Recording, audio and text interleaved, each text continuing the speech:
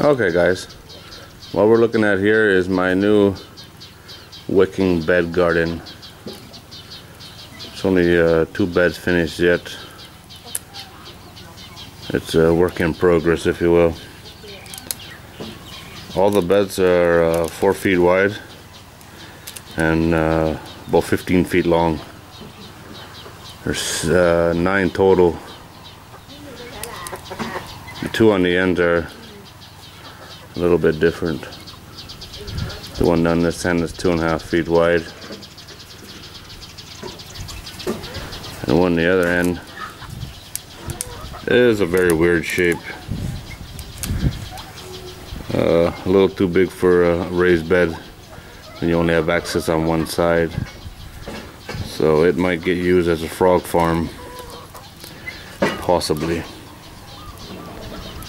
So I'll go down now and try and explain how I put all this together.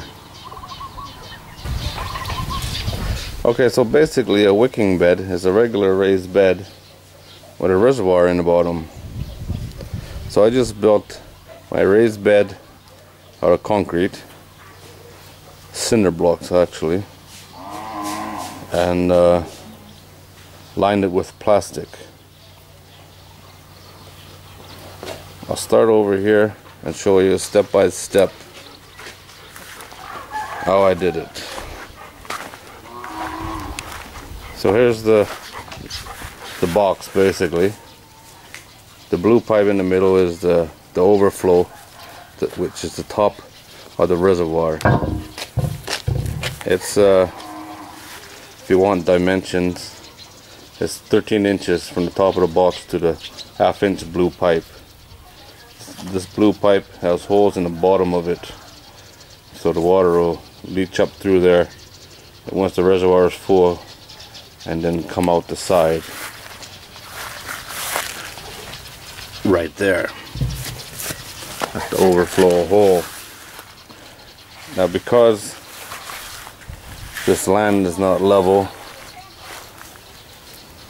I have to dig these boxes out. This one not so much. I need about 5 inches from the drain pipe right here, the overflow. I need about 5 inches from the bottom of that down, so my filling pipe, this 3-inch plastic pipe, can fit and have plenty of water capacity. Now this soil is hard as a rock, and that's the hardest part of the project. It's just been digging these out.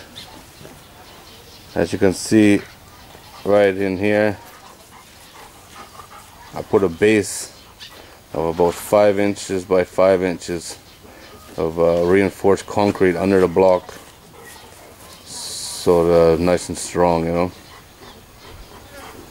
But that causes problems as well, because you need this nice and smooth so you don't break the plastic, the liner, which is basically just heavy grade construction plastic.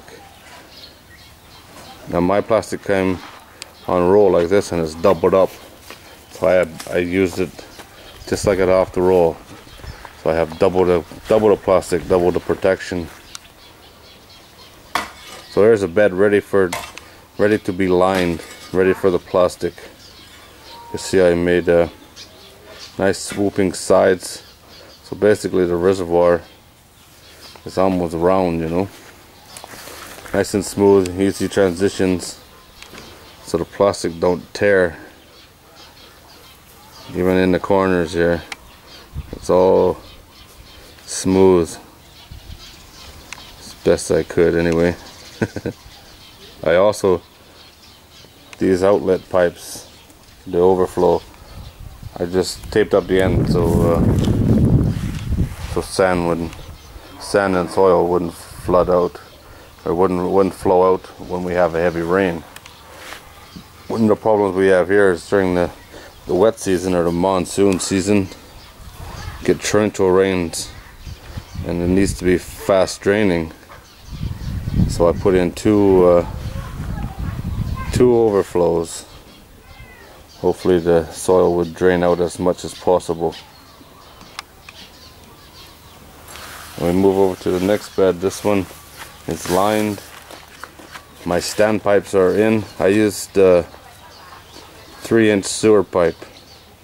Can't get egg pipe here. Or I can't find it anyway. It's probably available, but would cost a fortune. This was a cheap alternative.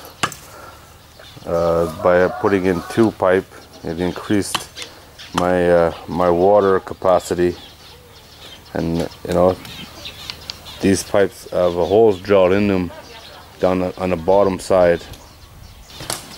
Just a series of 4 or 5 millimeter holes all the way down the bottom. Put the holes only at 6 o'clock area, just so no tap roots will go down and get into the pipe and block it up. I don't know if that would be a problem or not, but just on the safe side. And it seems to work. Seems to work just fine. And then we move over to the next bed here. This one is full of sand. There's a few rock in there, not a lot. It's mostly sand. There's the fill pipe. I filled this up the other day. You could kind of make out the water down there, but not really. On top of the sand, they put a layer of straw, or could put a weed mat, anything to separate the soil, so your soil don't go down into the sand. So I'm using straw. That's what I have available, and it's supposed to help with the wicking action as well. You can see right here the level of the sand, which is above the drain line, the overflow line. Small, like this layer of straw is going to compact right down, so you still got a good 12 inches for soil. Now these beds over here, I have 2 of them finished and partially planted out. As you can see, my soil is very clay, very hard clay around here. Sandy and hard. When it's dry, it's hard as a rock.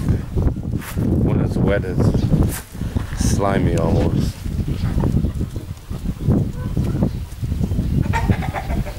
But the most important thing, the reason I did 2 beds and then waited, was to make sure this wicking action actually worked.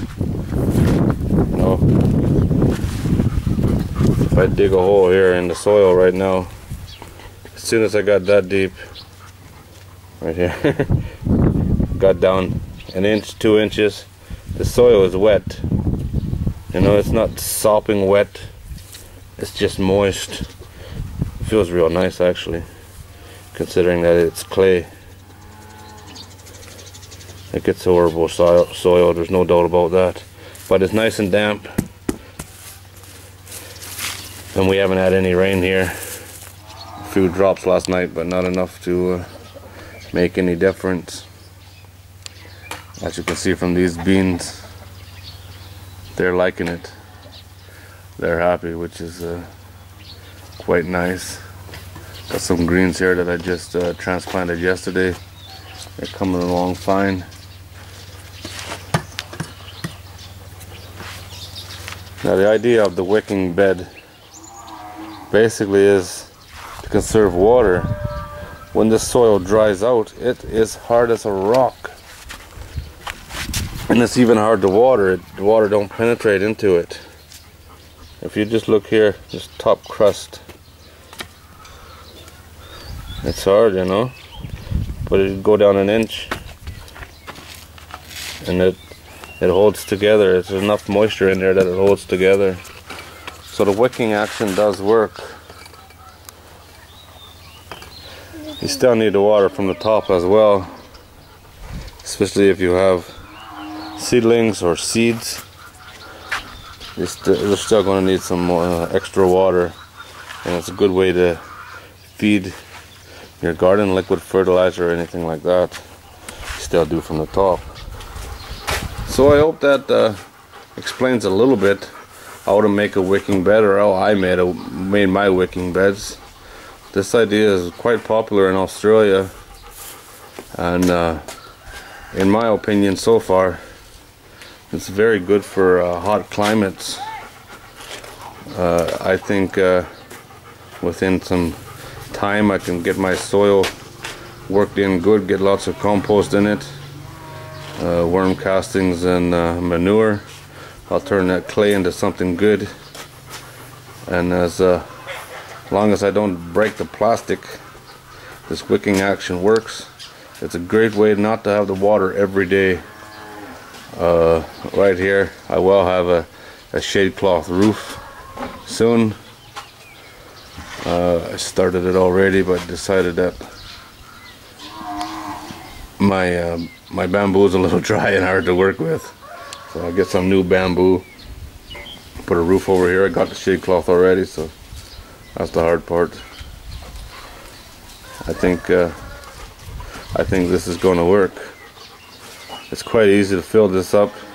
Stick the hose down this pipe, and even when we first start, you know, the first time to fill it, it takes quite a bit of water. But after that, it seems, you know, once a week, 5 minutes with the hose, and my bed is full, ready to go. So I'm looking forward to an easy garden once it's done. It's sure not easy to do, and this has been a lot of work. Combination of hot weather, soil hard as a rock, everything has to be chopped. I'll show you my hole. Look at that, you know, it's shiny and beat to hell from all the rocks in the soil, plus it's hard as a rock.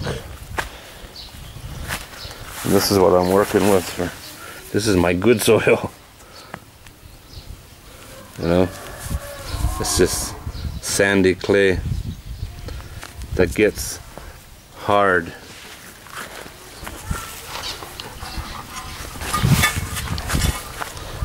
I'll try and get out of the way, dog. I'll try and give you an idea of how hard this is with my one-handed chop here.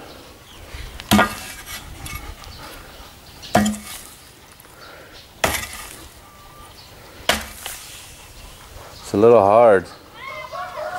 This is a nice clean soil. The stuff that I've been digging out of the beds, it's loaded with rocks. I don't know what I'm going to do with it. It's really not much good for anything unless I get all that rock out of it. None of it is easy. I started 2 more worm farms here in these tubs, half barrels, and I have 2 more halves, so I'll have 4 more worm farms going here pretty soon. I need all the worm castings I can get, anything to get this soil somewhat workable. Like, it'll grow just fine if you can keep it soft. If you leave it alone, it gets hard as a rock and nothing can grow in it. Right now, this is the best soil I have in this bed. There's a lot of compost mixed in with this, and it does make a difference.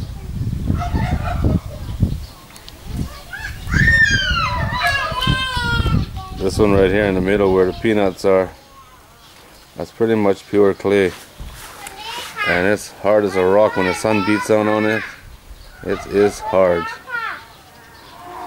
And the mulch I put around the beans makes a big difference. Okay guys, well that's it. That's enough rambling from me. I hope you understand what I'm trying to do here. Kind of looks like a concrete jungle right now,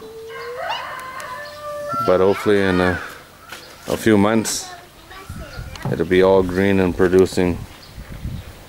That's the dream anyway.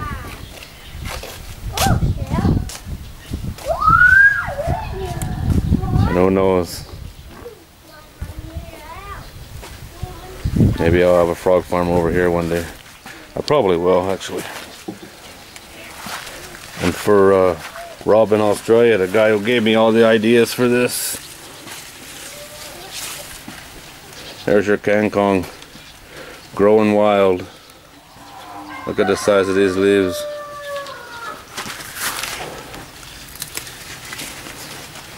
There's a good sized leaf for you. I got this stuff all over the place. Okay guys, that's it.